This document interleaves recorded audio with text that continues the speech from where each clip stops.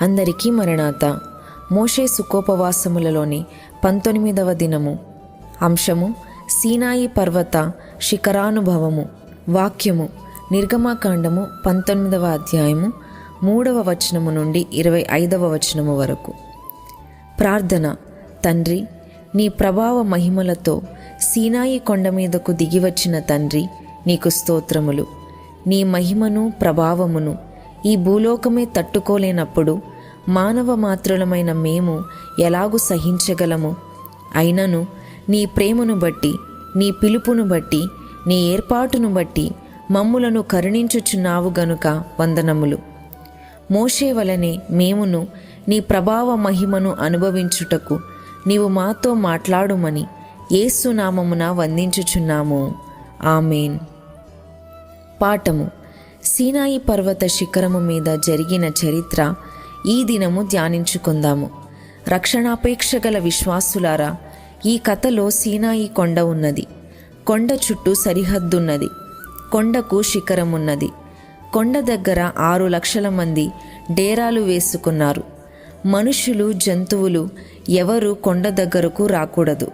మోషే మాత్రము వెళ్ళవలెను. దేవుడు ఆయనతో మాటలాడును. ఏ పని మీద మోషే కొండ ఎక్కినాడో గ్రంథములో ఉన్నది. మోషే దేవుని ఎదుర్కొనుటకు వెళ్ళినాడు. సంగమును విడిచి వెళ్ళినాడు. అక్కడకు యెహోవా దిగెను. దేవుడు అగ్నిలో దిగినాడు. మోషే మేఘములోనికి ఎక్కెను. రథములు గాని మరి దేనిలో గాని దేవుడు దిగలేదు గాని అగ్నిలో దిగెను. అప్పుడు కొండంతయు కంపించెను. అగ్ని, పొగ, భూకంపము, ఉరుములు, మెరుపులు, బూరలు రోగుచుండెను. ఇశ్రాయేలీయులు చూచుచున్నారు. మోషే కాలిపోలేదు. అగ్ని ఉంటే కాలిపోవాలి గాని మోషే కాలలేదు. ఇన్ని ఉన్నప్పటికీ మోషే దిగిరాలేదు. భూమి వణికినను కొండ మీద మోషే, కొండ క్రింద ప్రజలున్నారు. అగ్నిలో దేవుడున్నాడు. దూరములోనున్న వారికి భయము గాని దేవుని సన్నిధిలోనున్న మోషేకు భయము లేదు. పై 5 విషయములలో మోషేకు భయము లేదు, కానీ దూరములోనున్న ప్రజలు భయపడిరి. ఇవన్నీ దేవుని సన్నిధి యొక్క గుర్తులైనవి. పై 5 విషయములు. మోషేతో దేవుడు కంఠస్వరముతో మాట్లాడెను. మోషేకు పూర్వము ఎవరితోనూ దేవుడు ఇట్లు మాట్లాడలేదు. మోషేకు ముందు దేవునికి సంఘము లేదు, గాని మోషే కాలములో సంఘమున్నది. అంతకుముందు ఒక్కొక్కరున్నారు. హేబేలు, ఎనోషు, నోవహు, ఇలాగూ ఒక్కొక్కరున్నారు. అయితే మోషే వచ్చిన తరువాత సంఘమునకు వినిపించవలసినవి మోషేకు చెప్పెను. వస్త్రములు మొదలైన సమస్తమును సిద్ధము చేసుకొనండి, స్నానము చేయండి అని మోషేకు తెలియజేసెను. మోషే వారికి తెలియజేసెను. వారు సిద్ధముగా ఉన్నారు. మోషే వచ్చెను, దేవుని యొద్దకు వెళ్ళెను. అప్పుడు దేవుడు 10 ఆజ్ఞలు ఇచ్చెను. ఇప్పుడు ఇంకా ఎక్కువ ఇచ్చెను. అప్పుడున్న సంఘమునకు వారు ఆచరించే శాస్త్రము అనగా ధర్మశాస్త్రమును, తరువాత రానయ్యున్న సంఘమునకును కావలసిన శాస్త్రములు బోధించెను. ఆచార శాస్త్రము యూదులకు, నీతి శాస్త్రము తరువాత సంఘమునకు.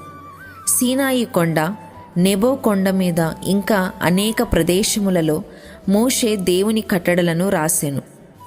మోషే సీనాయి కొండ మీద దేవునిని ఎదుర్కొనెను. నెబో కొండ మీద దేవునితో వెళ్ళెను. మోషే సీనాయి కొండ మీద ఉన్నాడు. యెహోషువ క్రింద ఉండెను. మోషే భూమి మీద ఉన్నప్పుడు రాజగృహములో మిద్యానులో ఫరో వద్ద ప్రజలతో శ్రమపడినప్పుడు భూమి మీద ఉన్నాడు. ఇప్పుడు దేవుని సన్నిధికి వెళ్ళెను. ఇన్ని శ్రమలు పడెను. అలాగు సిద్ధపడెను గనుక దేవుని సన్నిధికి వెళ్ళెను. మిద్యానులో ఉన్నప్పుడు వెళ్ళమంటే వెళ్ళలేదు, ఎందుకంటే సిద్ధపడలేదు. గనుక మనము దేవుని సన్నిధికి వెళ్ళుటకు సిద్ధపడవలెను. ఇంత కథ ఏమిటనగా, కొండ దిగువనున్న సంఘము, కొండ మీదనున్న మోషే, దిగివచ్చిన దేవుడు. ఇది పాలస్తీనా దేశములోనున్న వారికి, ఐగుప్తు దేశములోనున్న వారికి తెలియదు. సిద్ధపడే వారికి తెలియను గాని లోకస్తులైన అవిశ్వాసులకు తెలియదు. మోషే కొండ మీద ఉండగా దేవుని మనస్సులోనున్న ఆజ్ఞలు చెప్పెను. ఇవి అప్పుడే ఉన్నందువలన మనకు పాత నిబంధన కావలెను. అంతకు ముందు కొన్ని నెలల క్రిందట మోషేకు దేవుడు కనబడెను. పొద కాలలేదు, కొండ మీద అగ్ని ఉన్నది. ఇదే ఆ మహిమ. పొదలో నుండి, అగ్నిలో నుండి దేవుడు పిలిచెను. అగ్ని నుండి మాటలాడెను. ఇట్లు దేవుడు మోషేను సిద్ధము చేసి ఉన్నాడు. కొండ మీద మోషే దేవుని అగ్ని చూచి ఆయన స్వరము విన్నాడు గనుక ఇప్పుడు గొప్ప స్థితిలోకి వెళ్ళినాడు. అట్లే విశ్వాసులకును ఉండును. మోషే పొదలో నుండి అరణ్యమునకు, అరణ్యము నుండి సీనాయి కొండ శిఖరమునకు ఎక్కినట్లు మోషే భక్తి శిఖరమెక్కెను. విశ్వాసులైన వారు కూడా తమ భక్తిలో అట్లే శిఖరమెక్కవలెను. శద్రకు, మేషాకు, అబేద్నెగోలు అగ్నిలో ఉన్నను వారు చావలేదు. అగ్ని వెలుపనున్న వారు చనిపోయిరి. అలాగే ఇక్కడ కొండ అంటుకొనేవారు చనిపోతారు, గాని కొండ మీదనున్న ఆయన చావడు. ఈ అగ్నికి ఆ అగ్నికి తేడా ఉన్నది. లోకాగ్ని నాశనము చేసేది, దేవుని అగ్ని కాపాడేది గాని పాపమున్నవారు చనిపోదురు. మోషే మీదనున్న అగ్ని దానియేలు రాసిన అగ్నికి ముంగుర్తు. స్నానము చేసిన, సిద్ధపడిన ఇశ్రాయేలీయులు కొండ ముట్టుకొంటే చనిపోవుదురు. మోషే సిద్ధపడ్డాడు, వారు సిద్ధపడ్డారు గాని ఇరువురి అంతస్తులో తేడా ఉన్నది. మోషే సిద్ధపాటుకు, ప్రజల సిద్ధపాటుకు తేడా ఉన్నది. ప్రజలు అక్కడ ఉండగలిగినంత సిద్ధపడ్డారు.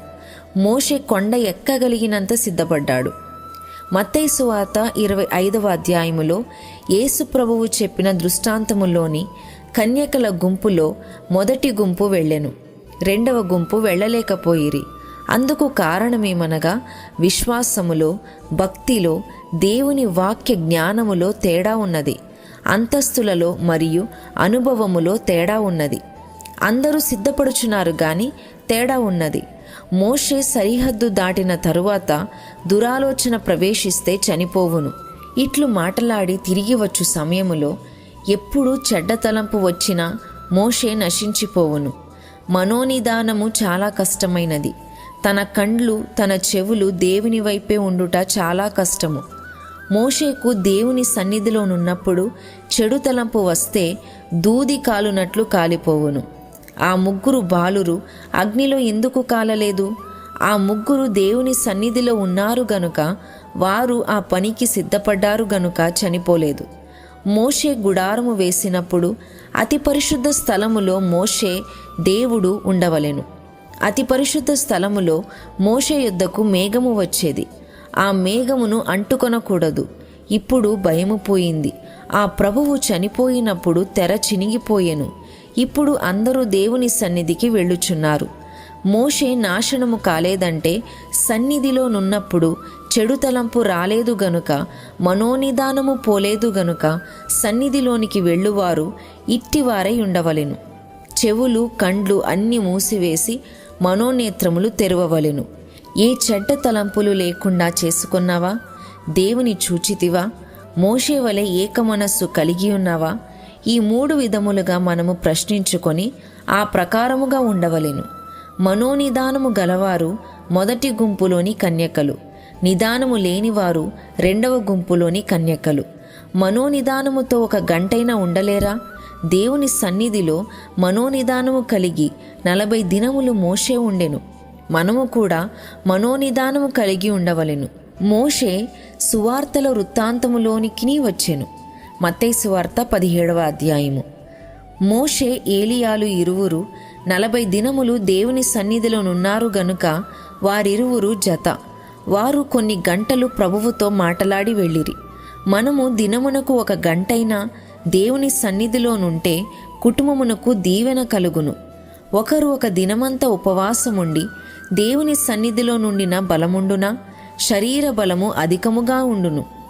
దేవుని సన్నిధి నుండి మోషే దిగగా ఆయన ముఖములో ప్రకాశత ఉన్నది. ఇశ్రాయేలీయుల దగ్గరకు రాగా ఆ కాంతి తగ్గినది గాని శరీర బలహీనత లేదు. మోషే, ఏలియా, యేసు ప్రభువు 40 దినములు ఉపవాసమున్నారు. వీరు ముగ్గురు బలహీనులు కాలేదు. సాధు సుందర్ సింగ్ గారికి బలహీనత కలిగెను. మీరును ఇప్పుడే అట్లు చేసి బలహీనులు కాకుండానట్లు ప్రయత్నించండి.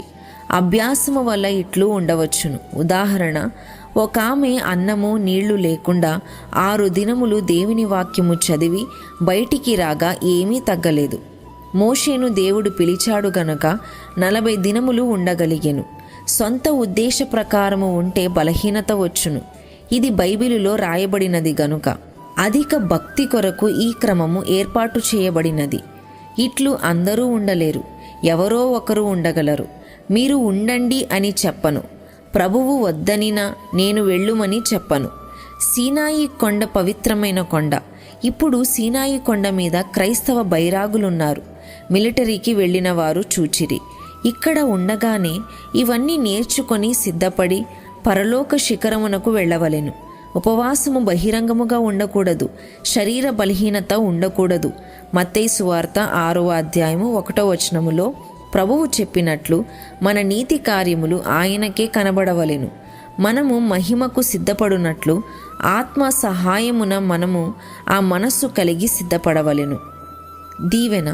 అలాగూ ఆయన మహిమను ప్రభావమును అనుభవించుటకు ఇక్కడనే అభ్యాసము చేసుకొను కృపను ధన్యతను ఈ 40 దినములలో పెండ్లి కుమారుడు మీకు అనుగ్రహించి మోషే వలె శిఖరానుభవములో స్థిరపరచునుగాక.